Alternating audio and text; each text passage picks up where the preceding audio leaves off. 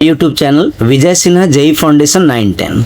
आज मैथ्स 10 की वीडियो लेकर आया हूँ। एपी की वीडियो है, nth टर्म के बेस पर है। आप देख पा रहे हो nth टर्म के बेस पर है और बहुत ही कम क्वेश्चंस हैं, सिर्फ ट्रिकी क्वेश्चंस हैं। तो आप देख लो, एक हमारी वेबसाइट है, स्क्रीनशॉट लेकर के रख लो, pcmconceptclear.com।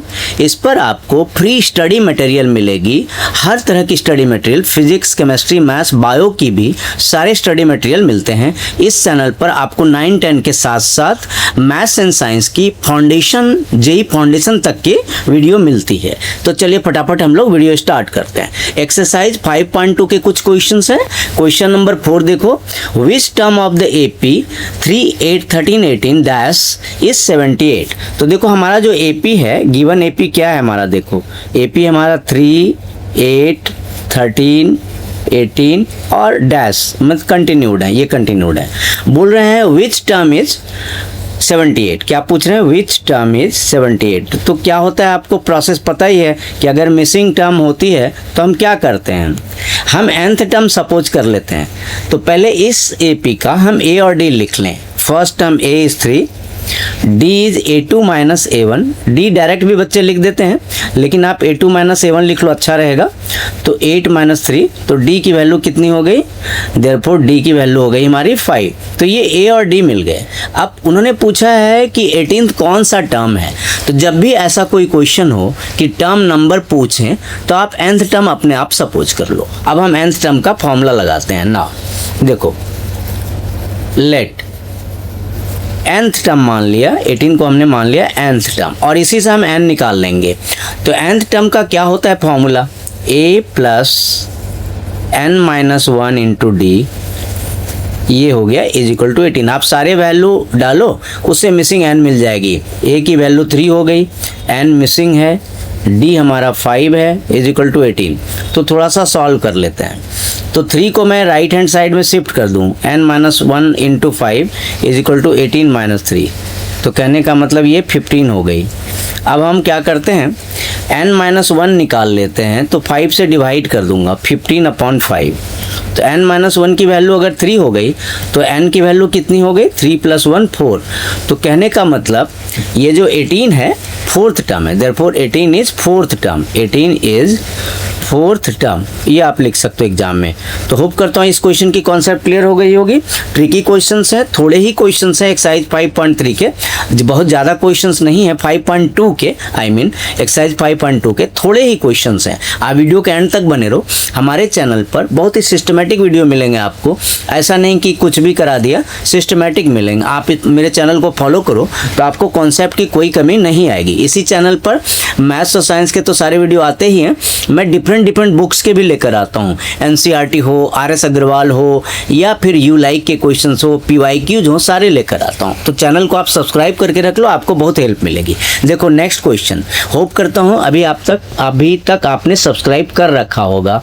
तो अगर नहीं किया है तो अभी कर लो, लेट मत करो। देखो क्वेश्चन है, check whether -50 is a term of the given AP. हमारा एक एपी है हमारे पास, पूछ रहे हैं क्या -150 उसका टर्म है क्या। तो गिवन हमारे पास एपी कैसा है, 11, 8, 5, 2, ये हमारा गिवन एपी है। गिवन एपी हमारी ऐसी है। तो इसमें ए और डी क्या है, देखो a इज 11 और d क्या होता है, A2 माइनस 7। तो A2 माइनस 7 कितनी हो गई आपकी, 8 माइनस 11। तो इससे d की वैल्यू मिल गई -3। अब उन्होंने पूछा है कि check whether -150 is a term. तो मैं नहीं पता मुझे कि ये -150 इसका टर्म है कि नहीं। हम n निकाल कर देखते हैं। अगर n हमारा फ्रैक्शन आ जाएगा तो अप्लीकेबल नहीं होगा। काउंटिंग में कभी फ्रैक्शन होती है, कौन सा टर्म है, जैसे आप कह सकते हो 7 टर्म, 8 टर्म, 9 टर्म, ऐसे बोलते हो। कभी आप बोलते हो कि 9.5 टर्म। काउंटिंग में कभी फ्रैक्शन नहीं होगी। तो फ्रैक्शन होगी तो नहीं, और अगर n निगेटिव होगी तो भी नहीं। तो फ्रैक्शन भी नहीं और नेगेटिव भी नहीं। अगर n की वैल्यू फ्रैक्शन मिल गई तो बोलेंगे -50 इज नॉट ए टर्म। अगर n की वैल्यू नेगेटिव मिल गई तो भी बोलेंगे -150 इज नॉट ए टर्म। अगर पॉजिटिव मिलेगी तो आंसर हो जाएगा। तो अब देखो, let an is equal to -150। अब इससे n निकाल कर देखें, इसे हम n निकाल कर देखते हैं कि क्या हमारा n कैसा निकलता है। तो क्या होता है, a plus n minus 1 into D is equal to -150 तो चलो इसको सॉल्व करके देखते हैं, वैल्यूज पुट करते हैं। तो ए की वैल्यू आपकी 11 है, एन तो मिसिंग ही है, और डी की वैल्यू कितनी है, -3 है। अब सॉल्व करके देखते हैं कि एन कैसा मिलता है, क्या सही वैल्यू मिलती है एन की। तो इसको सॉल्व किया जाए। तो 11 -3n + 3 मल्टीप्लाई कर दिया इज इक्वल टू -150। अब थोड़ा सा सॉल्व करते हैं। 11 + 3 14, 14 - 3n इज -150। तो 14 + 150, 14 + 150 इज 3n। कम कर सकते हैं, 3n is equal to 164, 3n is equal to 164। तो n की वैल्यू क्या मिली हमें, n की वैल्यू मिल गई 164/3। कट भी नहीं पा रहा, तो नॉट एप्लीकेबल। ये क्या है, फ्रैक्शन, ये फ्रैक्शन है, तो फ्रैक्शन नहीं हो सकता। Therefore no term can be, no term of this AP, no term of this AP is, no term of this AP is -150। सवाल ही नहीं होता है कि काउंटिंग में कभी हम बोलेंगे कितने नंबर पर है, 160/3 टर्म कहते हैं, हम बोलते हैं 4th टर्म 5th टर्म, ऐसा थोड़ी कहते हैं कि 164/3 नंबर का टर्म है। तो चलिए हम लोग नेक्स्ट करते हैं। होप करता हूँ आपकी कॉन्सेप्ट क्लियर हो रही हुई। आप लाइक भी करो, कमेंट में भी कुछ लिखो, और चैनल को फटाफट सब्सक्राइब करके रख लो। आपके लिए बहुत ही ज़बरदस्त चैनल होने वाली है। इसमें सारे वीडियो सिस्टमेटिक आएंगे, मैथ साइंस के फाउंडेशन लेवल तक 9-10 के साथ। अब देखो क्वेश्चन नंबर 8 है एक्सरसाइज 5.2 का, सारे क्वेश्चन एक्सरसाइज 5.2 के हैं। 8 में क्या है, an AP consist of 50 terms of which third term is 12। देखो third term is 12 and last term is 106 और total number of term 50 terms है। Find the 29th term. पहले क्वेश्चन लिख लो। देखो देखो गिवन क्या क्या वो सारे लिख लेता हूँ। 50 टर्म्स हैं, तो टोटल नंबर ऑफ टर्म्स कितने AP में, टोटल नंबर ऑफ टर्म्स हमारे AP में कितने हैं, 50 हैं। ये है 50। अब देखो दूसरा उन्होंने बोला है थर्ड टर्म A3 उन्होंने 12 दिया हुआ है। लास्ट टर्म को AN भी बोलते हैं ना, लास्ट टर्म को, वो 106 है। लास्ट टर्म को ही AN बोला जाता है, AN मीन्स nth टर्म। और to find 29th term, to find कौन सा, 29th टर्म, मतलब A29। तो हम लोग थोड़ा मिसिंग क्वांटिटी थोड़ा कैलकुलेट करते हैं। हमें क्या A और D अगर मिल गया, देखो अगर 29th टर्म ढूंढना है और A और D मिल गया तो समझो पता लग जाएगा। तो हम लोग करते हैं, चलो। तो लास्ट टर्म हमारे पास AN क्या है, बोलो, AN 106 है। और एक चीज़ देखो कि नंबर ऑफ टर्म्स कितने हैं पूरी AP में, ये होल AP, ये कहाँ, पूरी AP में 50 टर्म्स है। तो लास्ट टर्म कौन सी हो जाएगी, A50। देखो अगर पूरी AP में 50 टर्म्स हैं तो लास्ट टर्म क्या हो जाएगी, A50, 50th टर्म हो जाएगी। अब थोड़ा सॉल्व किया जाए तो A + 50 - 1 × D is equal to 106। तो इससे एक इक्वेशन बना लें हम लोग। तो क्या होता है, A + 49D, हमें क्या मिलती है, A + 49D is equal to 106। एक इक्वेशन हमारा बना। अब नाउ थर्ड टर्म कितनी दी उन्होंने, थर्ड टर्म उन्होंने दिया है 12। तो सॉल्व किया जाए तो थर्ड टर्म को हम कैसे लिख सकते हैं, A + 2D। आपको पता ही कौन सा फॉर्मूला लगा, A + n - 1 × D is equal to 12। ये हमारा दूसरा इक्वेशन हुआ। हम 1 और 2 को सॉल्व करते हैं। सॉल्विंग 1 और 2 सॉल्व करके क्या हमारा पर्पस है, क्या करना, सॉल्व करके हमारा टारगेट है A और D निकालना। तो चलो सॉल्व किया जाए। तो A + 49D is equal to 106। और दूसरा क्या है, ये तो 1 है हमारा, दूसरा क्या है, A + 2D is equal to 12। Solve करते हैं, माइनस कर देते हैं, कट जाता है, माइनस करने पर कट जाता है, सब्ट्रैक्टिंग। इसे क्या बोलेंगे हम, सब्ट्रैक्टिंग। आपने लीनियर इक्वेशन में पढ़ा है कि काटने के लिए हम ऐड कर सकते हैं या सब्ट्रैक्ट कर सकते हैं। तो यहाँ सब्ट्रैक्ट करके आराम से टर्म कट रहे हैं। तो ये हुआ 47D इज इक्वल टू 94। तो D इज इक्वल टू 94/47। तो D की वैल्यू 2 मिल गई हमें। अब D अगर मिल गया, किसी एक इक्वेशन में पुट कर दो तो A मिल जाएगा। तो मैं 2 में पुट कर देता हूँ, फ्रॉम 2 D पुट करके देखता हूँ, A मिल जाएगा। तो A + 2D is equal to 12। तो D की वैल्यू पुट करके A कैलकुलेट करते हैं। तो A + 2 × 2 is equal to 12, A + 4 is equal to 12। तो देयरफॉर A की वैल्यू कितनी मिल गई हमें, A की वैल्यू 8 मिल गया। अब देखो ध्यान से, मुझे D मिल गया और A मिल गया। तो 29th टर्म फाइंड करना था। तो 29th टर्म आराम से हम फाइंड करेंगे, A29। तो कैसे करेंगे A29? देखो नाउ A29 क्या हो जाएगा, A29 इज इक्वल टू ये हो जाएगा a प्लस 28d, वही फॉर्मूला nth टर्म का फॉर्मूला, कैसे a plus n minus 1 into D. तो ये वैल्यू सारी पुट कर देता हूँ। 28d की वैल्यू कितनी हमारी 2, सॉल्व करते हैं 8 प्लस 56, तो ये आपकी 29th टर्म हो गई 64। होप करता हूँ कॉन्सेप्ट क्लियर हो रहे होंगे। कमेंट में कुछ लिखो, अगर कोई कॉन्सेप्ट में कमी आ रही वो भी लिखो, आप अपनी चॉइस भी लिखो, आंसर जानते हो तो कभी कभी कमेंट में आंसर भी लिखो। तो चलो नेक्स्ट क्वेश्चन, 11th नंबर का क्वेश्चन बहुत ही इंपॉर्टेंट है। क्वेश्चन क्या देखो, which term of the AP will be 132 more than the 54 term. तो विच टर्म को तो हम nth टर्म बोल देंगे, विच टर्म है ना, इसे हम क्या बोल देंगे nth टर्म, और 132 मोर देन 54th टर्म।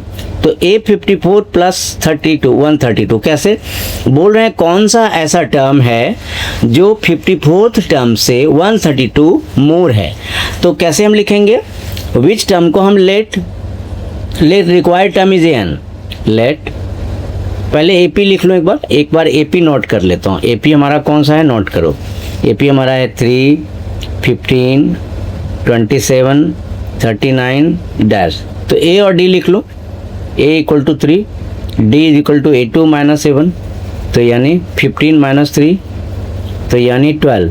तो A और D मिल गई। अब लेट रिक्वायर्ड टर्म भी AN, लेट रिक्वायर्ड टर्म, जो टर्म उन्होंने जिस टर्म की बात की है, एक ऐसा टर्म जो 54th टर्म से 132 ज़्यादा है, तो हम उसको मान लेते हैं लेट रिक्वायर्ड टर्म भी AN। तो अकॉर्डिंग टू क्वेश्चन क्या है, AN is equal to A54 plus 132। अब सबका फॉर्मूला डाल देते हैं। AN का फॉर्मूला क्या होगा, A plus n minus 1 into D. N का पता भी नहीं है, मिसिंग टर्म है ना, AN तो मिसिंग टर्म है, तो n का तो पता ही नहीं, तो A plus n minus 1 D, और ये हो जाएगा A प्लस 54 माइनस 1 डी, वही फॉर्मूला लगाना AN का, और प्लस 132। तो इससे एक इक्वेशन बना लेते हैं कम से कम। हमारे पास वैल्यू क्या है, A और D की तो वैल्यू है, देखो A की वैल्यू कितनी है 3 और D की वैल्यू कितनी है देखो 12। तो A और D की तो कम से कम वैल्यू पुट कर देते हैं 3 और 12। तो 3 plus n minus 1 into 12 is equal to 3 plus 53 into 12 plus 132। अब इससे हम n निकालेंगे, हमारा आंसर हो जाएगा। तो हम सॉल्व करते जाते हैं, सॉल्व करते हैं। देखो 3 प्लस 12n माइनस 12, 3 प्लस 53 को 12 से मल्टीप्लाई करते हैं, 12 3 जा 36, 3 12 5 जा 60 प्लस 3 63। मैं देख लेता हूँ, 12 3 जा 36, 3 12 5 जा 63, 12 5 जा 60 प्लस 3 63। तो अब हम लोग आगे सॉल्व करते हैं, n की मिसिंग वैल्यू निकालते हैं। तो देखो 3 माइनस 12 क्या हो जाता है, माइनस 9 प्लस 12n, और उधर के सारे ऐड कर दूं मैं, उधर के सारे ऐड करने पर क्या मिलता है, देखो 6 68 768 771, ये हमने ऐड किया सबको, 771 कैसे हुआ, 768 प्लस 3। ठीक है, अब हम लोग सॉल्व करते हैं, 12n फिर n, 12n is equal to 771 plus 9, तो 12n की वैल्यू कितनी हो गई 780। अब हम n निकालते हैं, वो हमारा आंसर हो जाएगा। तो n इक्वल टू 780 अपॉन 12, तो 12 1 जा 12 6 जा 72, 6 12 5 जा, तो 12 से ही डायरेक्ट काट दिया। आप 2 से भी काट सकते हो, छोटे छोटे नंबर से भी काट सकते हो, मैंने 12 से काट दिया। n is equal to 65। तो देयरफॉर 65th टर्म इज, पूछा था कौन सा टर्म 54th टर्म से, पूछा था कौन सा टर्म 54th टर्म से 132 ज़्यादा है। क्वेश्चन देखो, कौन सा टर्म 54th टर्म से 132 ज़्यादा है। तो हम लिखेंगे 65th term is 132 more than 54th term, more than 54th term. Hope करता हूँ समझ में आ रहे होंगे सॉल्यूशन। अगर कोई भी प्रॉब्लम लग रही हो तो आप कमेंट सेक्शन में कुछ लिखो। सब्सक्राइब करने में बिल्कुल कंजूसी नहीं करो। आप चैनल को बढ़ा सकते हो, मैं अपनी चैनल को नहीं बढ़ा सकता हूँ। आप चैनल को आगे बढ़ाओ जिससे आपके फ्रेंड्स और रिलेटिव को भी सपोर्ट मिले आपके साथ साथ। तो चलो 12, क्वेश्चन नंबर 12 एग्जाम के लिए बहुत इंपॉर्टेंट होता है। इसमें हमारे पास देखो 2 एपी हैं। कितने एपी हैं? 2 एपीज। तो 2 एपीज वाले क्वेश्चन बड़े इंपॉर्टेंट होते हैं। कहते हैं 2 एपीज हैं, मैं मान लेता हूँ एपी नंबर 1, एपी नंबर 2। दो AP, AP number 1, AP number 2, क्या कहा उन्होंने कि सेम कॉमन डिफरेंस, देखो कॉमन डिफरेंस क्या बोला उन्होंने, सेम, तो इसका मैं कॉमन डिफरेंस सी डी यानी D1 इक्वल टू डी बोल देता हूँ, और इसकी कॉमन डिफरेंस, सी डी मतलब common difference, C D means common difference, तो पहले वाले का सी डी मैंने डी माना और D2 को भी डी मान लिया, आप समझ पा रहे हो, क्योंकि कॉमन डिफरेंस सेम है, दोनों के कॉमन डिफरेंस इक्वल हैं, तो मैंने D1 और D2 दोनों को डी मान लिया। D1 है किसकी, फर्स्ट एपी की कॉमन डिफरेंस को मैंने D1 बोला है और सेकंड एपी के कॉमन डिफरेंस को मैंने D2 बोला है, तो वो दोनों D के बराबर हो गए, इक्वल। फिर बोल रहे हैं difference between their 100th terms is 100, क्या बोल रहे हैं, difference between their 100th term is 100, तो क्या है, देखो इसका 110 में A100 लिखता हूँ, A plus 100 minus 1D, A plus 100 minus 1D, तो क्या हो गया A प्लस 99D, ये हुआ पहले वाले AP का 100 टर्म। अब दूसरे वाले को मैं कैपिटल लेटर से लिख देता हूँ, इसमें स्मॉल नहीं लिखकर मैं कैपिटल लिख देता हूँ, क्योंकि नहीं तो आप स्मॉल लेटर दोनों लिखोगे तो आपस में मिक्सअप हो जाएंगे, पता नहीं चलेगा किसका है। तो मैंने फर्स्ट एपी वाले को स्मॉल लिखा है और सेकंड एपी वाले को कैपिटल लिखा है, लेकिन डी में कोई चेंज नहीं किया क्योंकि डी तो बदल ही नहीं रहे, डी तो सेम है, तो A प्लस 99D, तो दोनों के डी सेम थे, इसलिए डी में मैंने स्मॉल कैपिटल नहीं लिखा, सम नहीं बनेगा। अगर डी को आप अलग लिखोगे ना स्मॉल कैपिटल तो सम नहीं बनेगा, इसलिए दोनों डी सिमिलर होने के कारण मैंने दोनों में स्मॉल डी लिखा है, लेकिन फिर मैंने दूसरे टर्म एपी नंबर 1 में स्मॉल लिख दिया और एपी नंबर 2 में कैपिटल लिख दिया। के लिए A प्लस 99D मिला और सेकेंड के पी के लिए मैं कैपिटल से लिख रहा हूँ, ये दोनों के 100 टर्म हैं, फर्स्ट एपी का स्मॉल से लिखा है और सेकंड एपी का कैपिटल से लिखा है, लेकिन मैंने डी दोनों के स्मॉल ही लिखे क्योंकि डी तो दोनों के सेम ही हैं। अब अकॉर्डिंग टू क्वेश्चन क्या है कि इनकी जो डिफरेंस है फर्स्ट एपी की 100th टर्म और सेकंड एपी की 100 टर्म, इनका डिफरेंस 100 है, तो हम दोनों की वैल्यू पुट करते हैं। तो देखो A प्लस 99D हुई और दूसरे का हुआ कैपिटल A प्लस 99D। अब इसको सॉल्व करके एक इक्वेशन बनाएंगे जो बाद में हेल्प करेगा, आगे प्रोसेस करने में हेल्प करेगा। A plus 99D minus capital A minus capital A minus 99D, ये आगे मुझे सपोर्ट करेगा अभी सॉल्व करने में। तो ये कट गए, तो हमारा एक रिलेशन आ गया A minus A is equal to 100, इसका हम लोग यूज कर लेंगे बाद में। तो मैंने पहले कोई इक्वेशन लिखी हो कि नहीं, मैं इसको 1 बोल देता हूँ, तब देखो क्या होता है।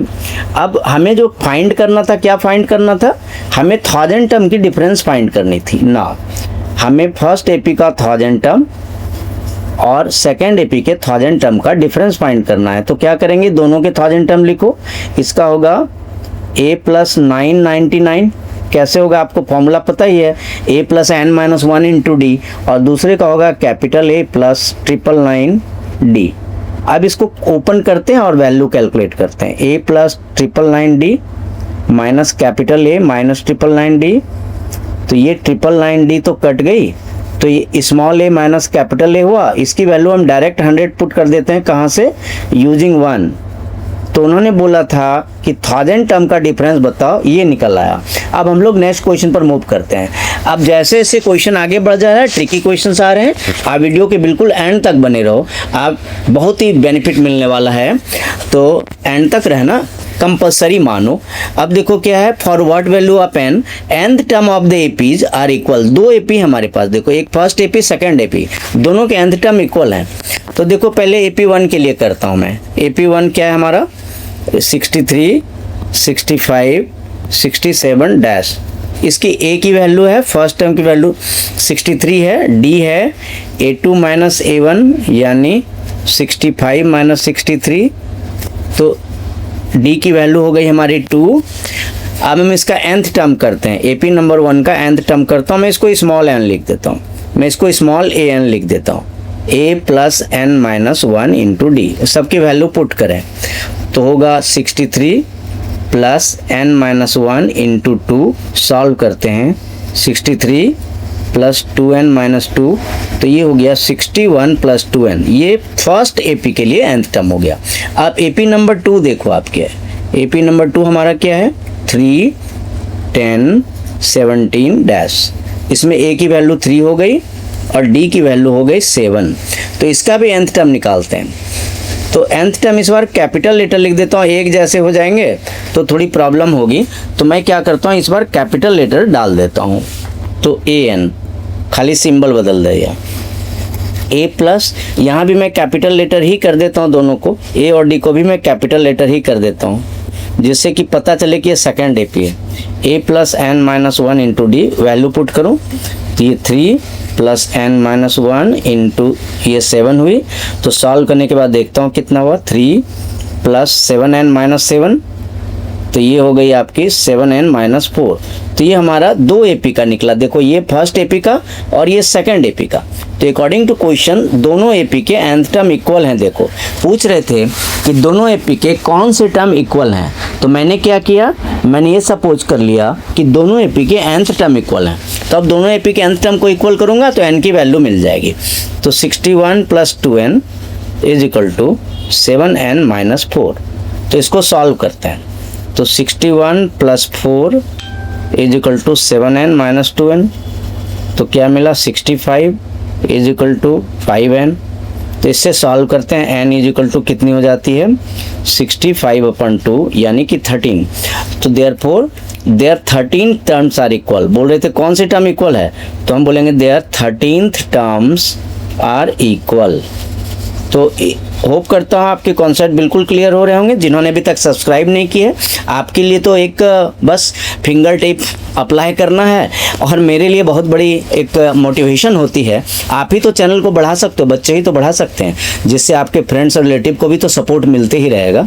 9-10 के साथ साथ JEE फाउंडेशन की मैथ साइंस सारी आती है, तो इस चैनल को सब्सक्राइब करना आपके लिए कंपलसरी मानो, तभी तो बेनिफिट मिलेगी। चलो अब लास्ट टर्म से 28, ये ट्रिकी क्वेश्चन है। एक AP है, उन्होंने एंड से 28 टर्म पूछा है, लास्ट से, एंड से। तो इस AP को रिवर्स्ड ऑर्डर में लिखो। Writing the AP in reversed order. क्या करते हैं जब ऐसे क्वेश्चन होते हैं ना, तो AP को आप रिवर्स्ड ऑर्डर में लिख लो, बहुत इजी हो जाता है इन रिवर्स्ड ऑर्डर। तब नहीं तो दूसरे भी मेथड होते हैं, वो टफ होता है। जब हमारा एंड से पूछे ना कभी टर्म, तो आप AP को रिवर्स्ड ऑर्डर में लिख लो। तो क्या होगा, 253 डैश डैश डैश 13, पूरी तरह रिवर्स है। देखो पूरी तरह से रिवर्स कर दिया AP को, लास्ट को फर्स्ट बना दिया है, बिल्कुल देख रहे हो। तो अब A क्या होगा, 253, और D क्या होती है, D तो किसी भी 2 टर्म का डिफरेंस है। तो मैं कहीं से 2 टर्म का डिफरेंस करूं, नेक्स्ट माइनस प्रीवियस होता है, उल्टा नहीं लिखना है, नेक्स्ट माइनस प्रीवियस। तो 3 माइनस 1, तो ये -5 हो गई। अब उन्होंने पूछा है कि एंड से 28 टर्म बताओ, तो जब एंड से निकालना था मैंने तो AP को रिवर्स कर दिया, तो अब ये नॉर्मल क्वेश्चन हो गई। तो an का फॉर्मूला क्या होता है, a plus n minus 1 into D. तो a 20 निकालनी थी 28th टर्म, तो a plus 20 minus 1 into D. तो हम a और d की वैल्यू पुट कर दें। a की वैल्यू 253 है और ये 19 हो गई, d की वैल्यू -5 है। तो ये सॉल्व करने पर क्या मिला हमें, ये मिला मुझे 253 माइनस 95। तो अगर हम सॉल्व करें तो क्या मिलता है, 820 इज इक्वल टू 158। ऐड करके एक बार वेरीफाई, 8 5 13 9 5 14 प्लस 1, ठीक है। तो ये सही है। Therefore 28th term from the last term, 28th term from the end भी बोलते हैं, फ्रॉम द लास्ट टर्म भी बोलते हैं। तो फ्रॉम द एंड बोल देता हूँ, लास्ट टर्म वही है, इज इक्वल टू 158। अगर एंड से 28 टर्म ढूंढो तो ये 158 मिलेगा। चलो अब सिर्फ ये लास्ट ही क्वेश्चन है। आप देखो ये हमारा लास्ट क्वेश्चन बचा हुआ है, तो इस क्वेश्चन के लिए आप ज़रूर थोड़ा सा अपने को हल्का सा पेशेंस होना चाहिए आप में। तो हमारे पास क्या है, बहुत ही ट्रिकी पैटर्न है, बहुत ही इंपॉर्टेंट पैटर्न है। देखो फोर्थ टर्म और 8th टर्म का टोटल है 24, 6th और 10th टर्म का टोटल है 44। तो 3 टर्म्स बता दो। तो उन्होंने क्या क्या दिया है, देखो an का फॉर्मूला क्या होता है, an का फॉर्मूला होता है a plus n minus 1 into D. तो उन्होंने क्या दिया है, गिवन है हमारे पास, उन्होंने बोला है a4 plus a8 is equal to 24। तो जरा सॉल्व करें, a4 क्या हो जाएगा, 4th टर्म क्या होती है a प्लस 3d, और 8th टर्म क्या होती है a प्लस 7d। मैंने डायरेक्ट लिख दिया, फॉर्मूला लगा लिया आपने, a plus n minus 1 into D. तो 4th term is a plus 3d, 8th term is a plus 7d, ये हमारा 24 हुआ। इसको थोड़ा सा सिंपल कराएं, तो 2a plus 10d is equal to 24। 2 को कॉमन ले लेते हैं, थोड़ा सिंपल कर लेना चाहिए इक्वेशन, टफ नहीं छोड़ना चाहिए। 5d is equal to 24। 2 से डिवाइड कर दें तो a plus 5d is equal to 12। तो ये तो हमारा एक इक्वेशन मिला। अब पहला इक्वेशन मिला, एक और चाहिए, तो कहाँ से मिलेगा? देखो 6th एंड 10th इसका टोटल है 44। नाउ क्या है, उन्होंने क्या दिया है 6 प्लस 10, a6 प्लस a10, इसकी टोटल कितनी दी है 44। तो a6 की मीनिंग क्या हो गई a प्लस 5d, और a10 की मीनिंग क्या हो गई a प्लस 9d। तो ये 44 हो गया। इससे भी सॉल्व करें, थोड़ा इजी कर लें, तो 2a plus 14d is equal to 44। 2 को कॉमन ले लेते हैं, चलो 2 को कॉमन ले लेते हैं, a plus 7d is equal to 44। 2 से डिवाइड कर देते हैं तो a प्लस 7d कितनी हो जाती है हमारे पास 22 हो जाती है। अब हमें क्या करना है, दोनों इक्वेशन को सॉल्व करनी है। जो हमारा फर्स्ट एंड सेकंड दो इक्वेशन मिला है, देखो ये फर्स्ट मिला है और यहाँ सेकंड मिला है, दोनों को सॉल्व करके a और d तो निकाल लें। तो पहले लिखते हैं a plus 5d is 12, a plus 7d is, आप किसी भी मेथड से सॉल्व कर सकते हो, मैं यहाँ एलिमिनेशन से करूँगा क्योंकि ये फटाफट a कट रहा है, माइनस माइनस माइनस, यहाँ पे आप लिख दो सब्ट्रैक्टिंग, यहाँ पे क्या लिख दो आप सब्ट्रैक्टिंग। तो a तो कट ही गई, तो minus 2d is minus 10, minus minus भी कट गए, तो therefore d is equal to आपकी हो गई 5। अब ये d की वैल्यू जहाँ भी मर्जी आप पुट कर लो, इससे आपको a मिल जाएगा। किसी में पुट कर लेता हूँ, मैं फ्रॉम 1 कर लेता हूँ, फ्रॉम 1, देखो ये हमारा 1 है और ये हमारा 2 है, किसी में पुट कर लो, तो from 1 a plus 5d is 12। इससे हम a निकाल लें ज़रा, तो a plus 5 into 5 is equal to 12। तो कितनी हुई a प्लस d की वैल्यू कितनी मिली हमारी 5 ही मिली है, तो a plus 25 is equal to 12। तो a की वैल्यू कितनी मिली मुझे माइनस 13। तो a और d मिल गया, तो आप 3 टर्म्स तो आराम से लिख सकते हो। तो उन्होंने लिखा है 3 टर्म्स। 3 टर्म्स कैसे हो, आराम से हो सकता है, कैसे देखो, फर्स्ट टर्म क्या हो गई, फर्स्ट टर्म तो हो गया आपका, ये फर्स्ट 3 टर्म्स पूछा था ना, फर्स्ट 3 टर्म, तो फर्स्ट टर्म तो माइनस 13 हो गई। सेकेंड टर्म के लिए क्या करोगे, कॉमन डिफरेंस को ऐड कर दो, माइनस 13 प्लस 5, तो ये माइनस 8 हो गई। थर्ड टर्म के लिए फिर से कॉमन डिफरेंस को ऐड कर दो, तो third difference minus 8 plus 5 is equal to क्या हो गया माइनस 3। तो आपके 3 टर्म्स हो गए, क्या हो गए माइनस 13 माइनस 8 माइनस 3, ये हमारा आंसर हो गया। तो इस क्वेश्चन के साथ आज की वीडियो वाइंड अप करता हूँ। होप करता हूँ आपने सब्सक्राइब कर लिया होगा। जल्दी मिलता हूँ एक बहुत अच्छी वीडियो के साथ। Thank you so much, see you soon.